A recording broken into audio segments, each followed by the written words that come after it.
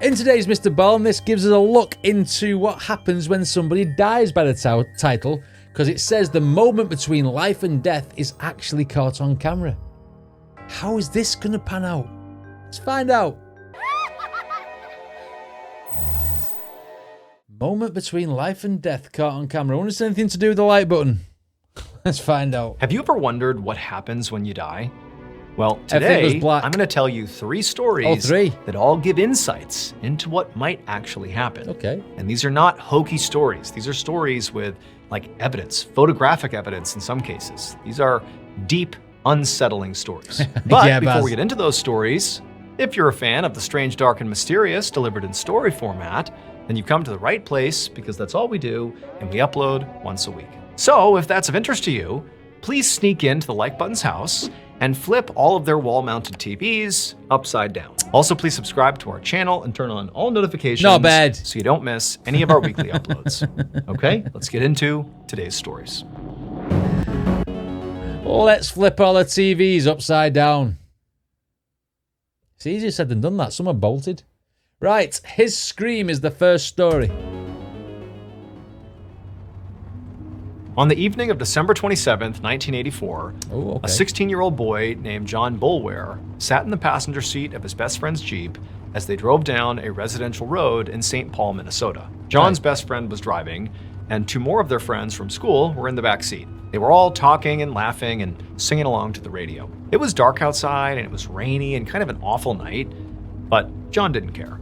He was way too excited because that night he and his buddies were on their way to see the megastar musician Prince perform live. Wow. So Prince was obviously a massive, massive star at the time. Yeah. And anyone at the time would have been pretty excited to go see him Still perform is, even though he's dead, But this was a particularly big deal for John and his friends, because Prince was actually from Minneapolis, Minnesota. Oh, I didn't know that. Which was just 20 minutes away from St. Paul, where they were from. So it was kind of like they were going to see their hometown hero. Yeah. Now, John and his friends didn't expect to become, huge rock star gods like Prince.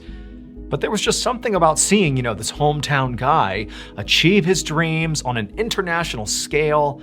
It was just really inspiring. Yeah. And so again, John and his friends are just so stoked about this concert, like they can't wait to get there.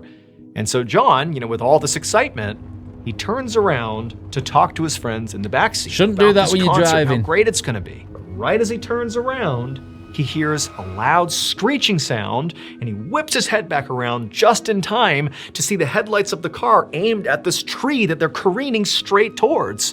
He screams, he hears his friends screaming, they smash into the tree, and everything goes dark. A few minutes later, a St. Paul police officer named Brian Coyle and his patrol partner pulled up behind the now wrecked Jeep. They'd been on the trying to talk then, and my fucking keyboard wasn't working. I need to set that back now because I need to listen to what he's going to say. You should never ever get distracted to the point where you turn your head right round. You have a rear view mirror that not only can you see out the back of your car, you can see your mates on the back seat.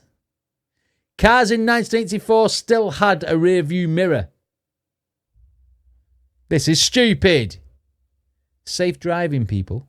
Tree, and everything goes dark. A few minutes later, a St. Paul police officer named Brian Coyle and his patrol partner pulled up behind the now wrecked Jeep. They'd been on their regular patrol when they'd gotten a call about the car crash. Now, the call hadn't come from anybody in the crash, so they really didn't know what to expect. Now, when Coyle stepped out of his own car and walked towards the wreck, it was raining and dark out, and the visibility wasn't great, but right away he saw there were 3 teenagers who were standing upright outside of the car. Now, they looked pretty shaken up and they visibly had some cuts on their body, but overall his assessment was they were basically okay. And so while Coyle's partner went to go examine the wreck itself, Coyle walked up to these teenagers, and one of them, through tears, explained to Coyle that he had been driving, and he said he had been just going too fast, and he tried to take a sharp turn, and he hydroplaned, lost control, and they hit the tree. And then the driver said, it didn't matter though how this happened, because what mattered now is his friend, John, is still in the car, and he's not moving. And so Officer Coyle left the teenagers and told them to stay put, and he walked over to the wreck where his partner was, and Coyle, he knelt down and he looked inside the Jeep, and he saw the other teenager, John, look at that, slumped over inside the passenger seat, and he wasn't moving. And so Coyle asked his partner, hey, have you checked him? Is he okay? How bad would you feel as the driver of that car that you was irresponsible enough to turn round to talk to your mate and you may potentially have killed your friend in the passenger seat? When you're in charge of a car, you need to be alert at all times. No matter how young you are. You know what I mean? It's, Jesus Christ. See all these people these days trying to text and stuff on phone and everything when they're driving, and it's like, don't just pull over and use your phone if you need to use it.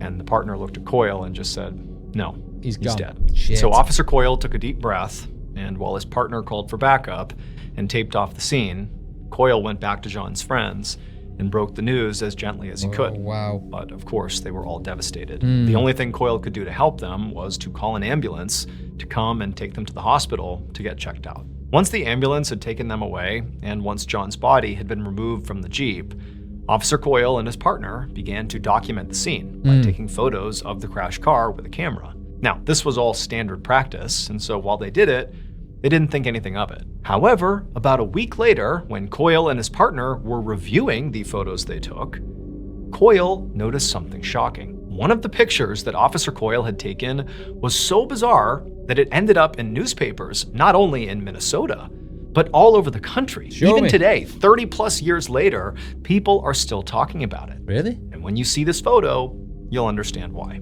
This is the photograph.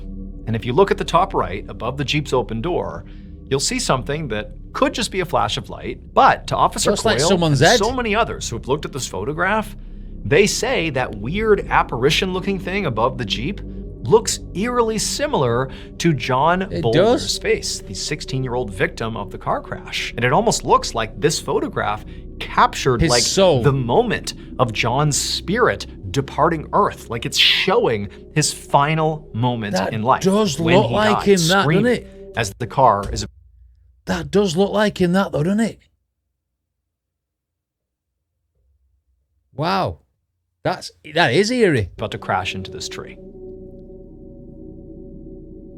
My God. I mean, I suppose in 1984 as well, that's like the equivalent of having like something on your mobile phone now, isn't it?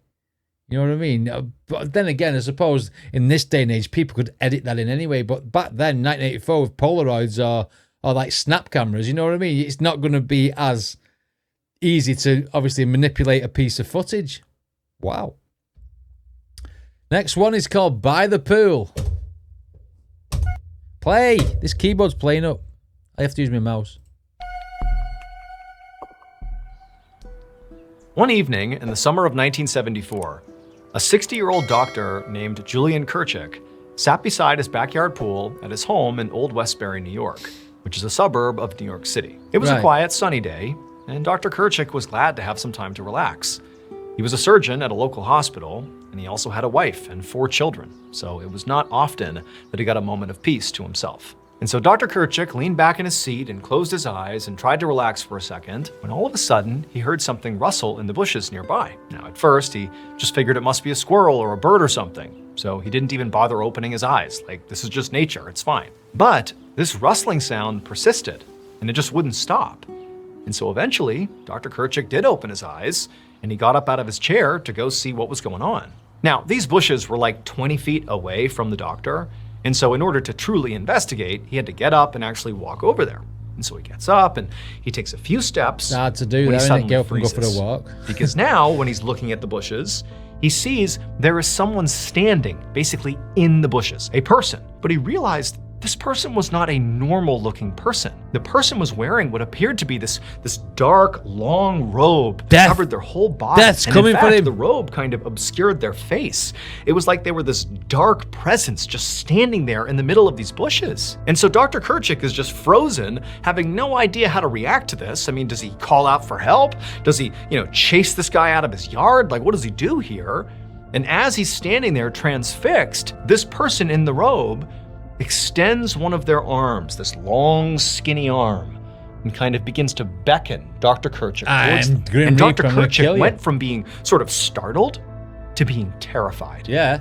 This figure basically looked like the Grim Reaper. Yeah. And it felt like now the Grim Reaper is beckoning him to come with him, to come die, basically. That was the feeling he suddenly had. We're going for and a it was run. unbelievably overwhelming. And so Dr. Kerchik is staring, horrified. He blinks for a second, and the man is gone. Over the next few days, Dr. Kerchik obsessed over what he had just seen. I mean, really, it felt like I'm sorry, I know he's a doctor, but I'd be going and getting myself checked out. You're thinking like, death's telling me I'm going to die soon. I think, oh, you're coming or what have you. Unless it was a figment of his imagination. Might have something wrong inside his brain then. Just witnessed the Grim Reaper, and worse, that the Grim Reaper was like telling him to come with him. Like he was signaling to Dr. Kerchik that his time on Earth had come to an end, that his death was imminent. That's what Dr. Kerchik is thinking. But Dr. Kerchik, he's a surgeon. He's a man of science and reason, and he can't understand how this could have happened. I mean, even if it was just a hallucination, it was so vivid. It was so visceral. Like, how could this be? What's going on with him? But the problem Dr. Kerchik had was, who's he going to talk to about this? Hey, by the way, I saw the Priest. Grim Reaper, and now I'm worried I'm going to die soon. Or maybe somebody in my family's going to die soon, or a patient is going to die soon. Like, who's going to have that conversation with him? But at the same time that he was feeling increasingly isolated because of this, whatever he saw, he couldn't help but feel like it was real, and it was driving him mad. Like, I'm not doing anything, and something bad is imminent. What do I do? And so for months, Dr. Kerchik just carried this incredible weight with him everywhere he went, like this constant sense of unease, until October of 1974. That month, Dr. Kerchik suddenly got sick. He had a fever, and it just wouldn't go away. And so he went to his own doctor for a checkup, and his doctor told him, I got some bad news. That day, Dr. Kerchik was diagnosed with an incurable form of blood cancer. He was heartbroken, leukemia. But he was not totally surprised, because for him, this sort of felt like a validation of what he'd already seen. Wow. Death, the Grim Reaper, had been calling him, and now Dr. Kerchik knew why. Dr. Kerchik would share his story with newspapers, which is how we know about it today. And shortly after sharing his story, Dr. Kerchik would die. I'm not reading all that. But then, I mean, you say MrBallen saying he's got photos, evidence of like life and between death and stuff like that. But I mean, there was nothing concrete about that. That's just what he was saying. What he was saying he'd seen. You know what I mean? So it may not have been. It might just been a coincidence that. James the Third. That sounds like something that's going to be like in 1560 or something like that. On the afternoon of Sunday, August 27th, 2000, a 50-year-old husband... Couldn't have been further away from that date, could I? Millennium! Right. On the afternoon of Sunday, August 27th, 2000, a 50-year-old husband and father named Bruce Leniger sat in his living room in Lafayette, Louisiana.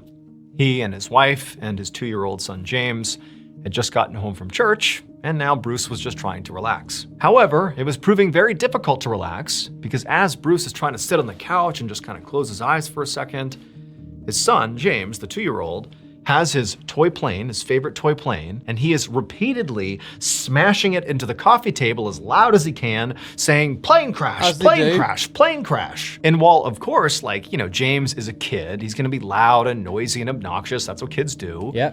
But for Bruce, he's watching his son do this, and he couldn't help but be really concerned. Because lately, over the past few months, James had become unnaturally fixated, not on planes, but on plane crashes. And even more specifically, James had begun having these recurring nightmares, 4 or 5 times a week, where he'd wake up terrified and he would say he, James, had just been in a horrible fiery plane crash. And it was every night. That was the nightmare. And it was like Bruce and his wife didn't even know what to make of this. Where's he getting this from? James was a pretty sheltered kid. He wasn't being exposed to, horrible plane crashes, either in movies or TV shows or books. I mean, he's a 2-year-old. It just made no sense that he was having this recurring nightmare. But what made it even more kind of unsettling is that James wasn't just fixated on the plane crash aspect of this nightmare. He also began to tell Bruce and his wife these weird details about the plane crash, because it was always the same plane crash in his nightmare. He began. Is he not? Like watching like the Discovery Channel with like air crash investigation or something? He's picked something up. You reckon? Because that could be like something that makes you like think like that, I suppose. Tales about the plane crash, because it was always the same plane crash in his nightmare. He began telling his parents that the Japanese shot me down. And Bruce and his wife are like, what is Life he after referencing? Like, is this a Kamikaze? World War II reference? But again, he's 2.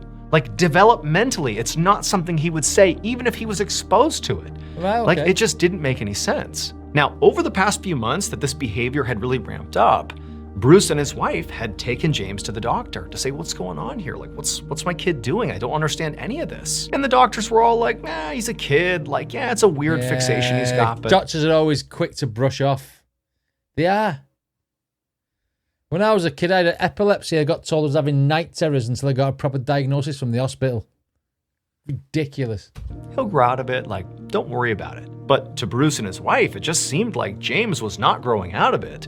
He was just getting more and more fixated as time went on. And so as Bruce is sitting there on the couch watching James for the millionth time smash his toy plane into the coffee table and pretend it was this plane crash he couldn't stop thinking about, Bruce decided he had to do something about this. And so over the next couple of months, Bruce, instead of trying to figure out what was wrong with James that was causing him to fixate on this plane crash, instead of doing that, he began sort of like leaning in and asking James to give him more information about whatever he was seeing in his nightmare. Like, give me all the specifics you can possibly recall. And James would eventually let on that it wasn't just the Japanese that shot him down, it was the Japanese military. And also, the type of plane that James was flying in apparently was a Corsair plane. Bruce had never heard of that before, and again, he's looking at his 2-year-old son thinking, how do you even know what a Corsair plane is? But nonetheless, that's what James said. And so Bruce doesn't know what to do with this information,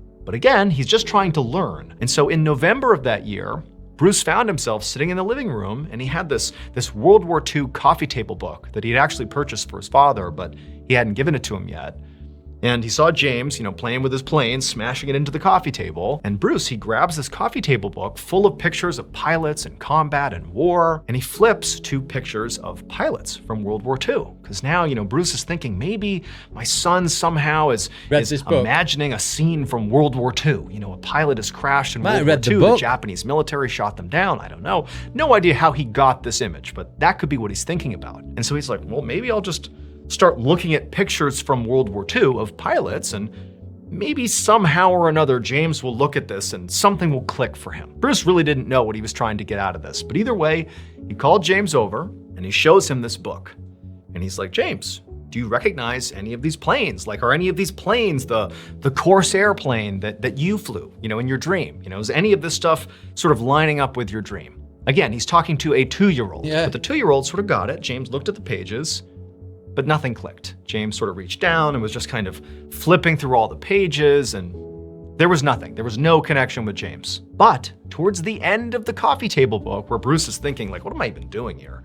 I'm like prompting my 2-year-old to research World War II with me. Like, what is this? What is going on here? But as James is flipping the pages, he suddenly stops and he points at one of the pages and he says to his dad, that's where I was shot down.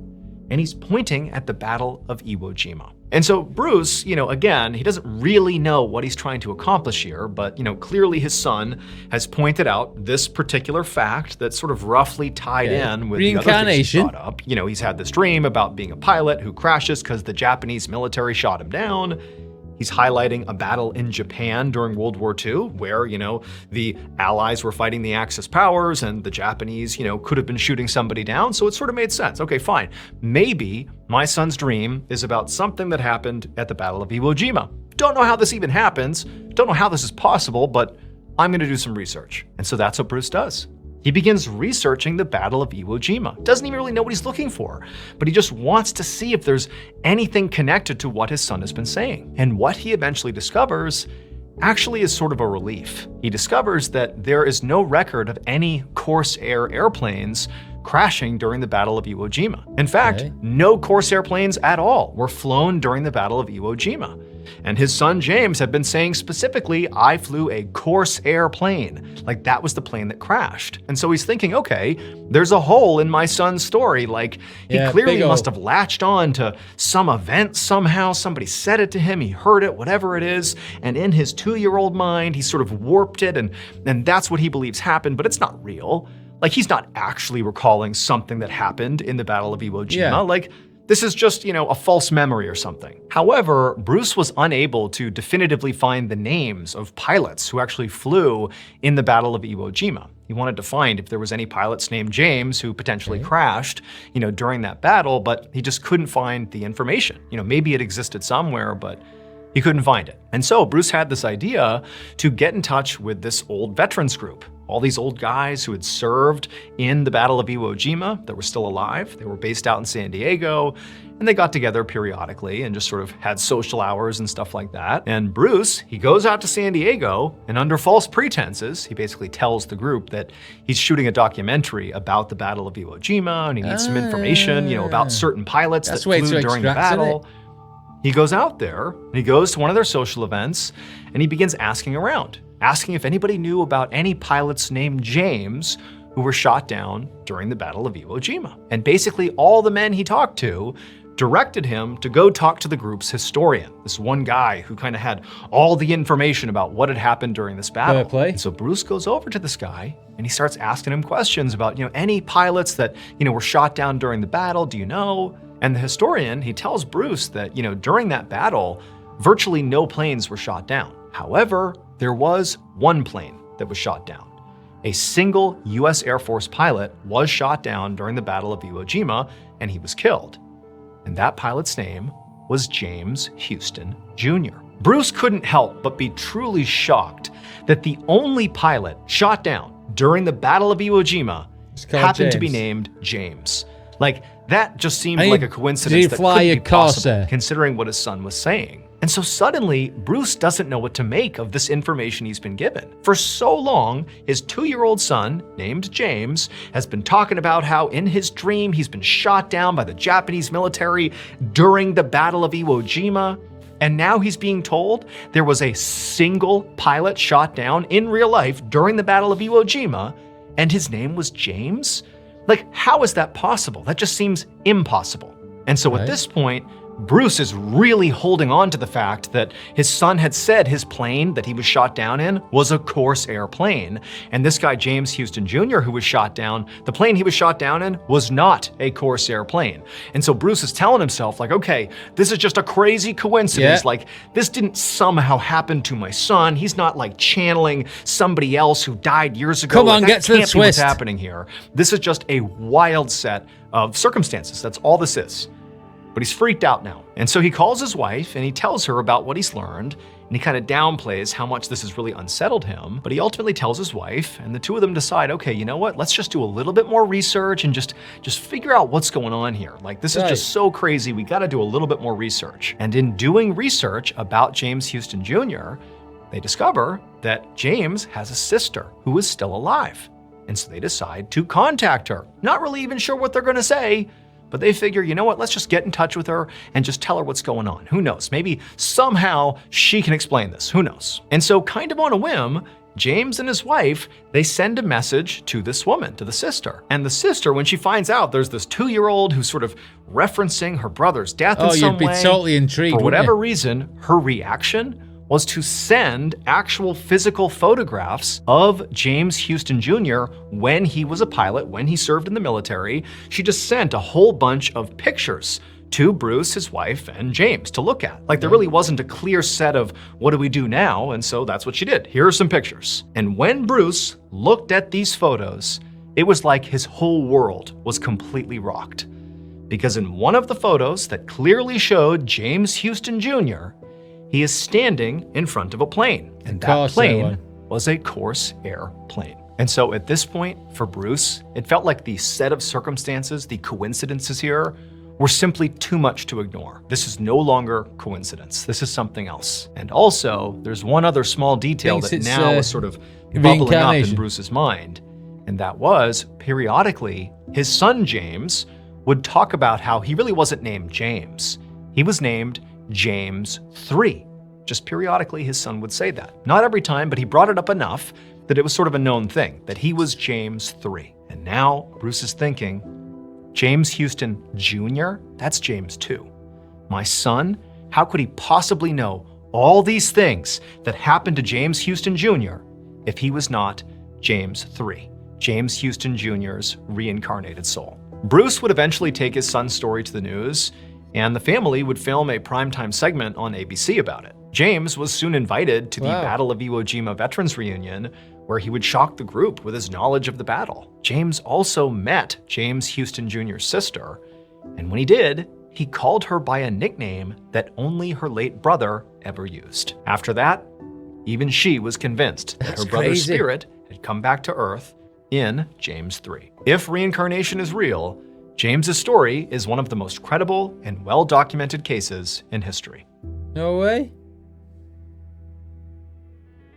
If that is indeed true, that is an absolutely crazy, crazy thing to be caught up in as a 2-year-old. I mean, to call her by a nickname that only her brother called her.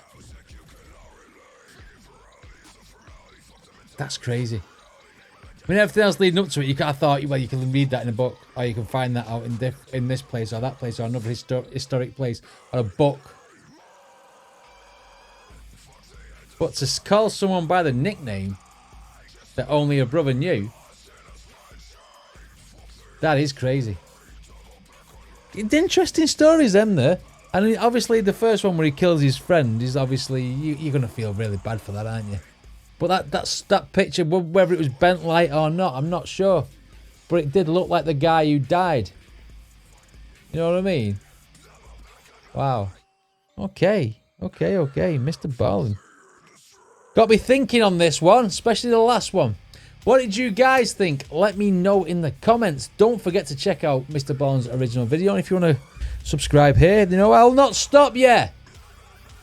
Appreciate it very much, actually. And I'll see you next time.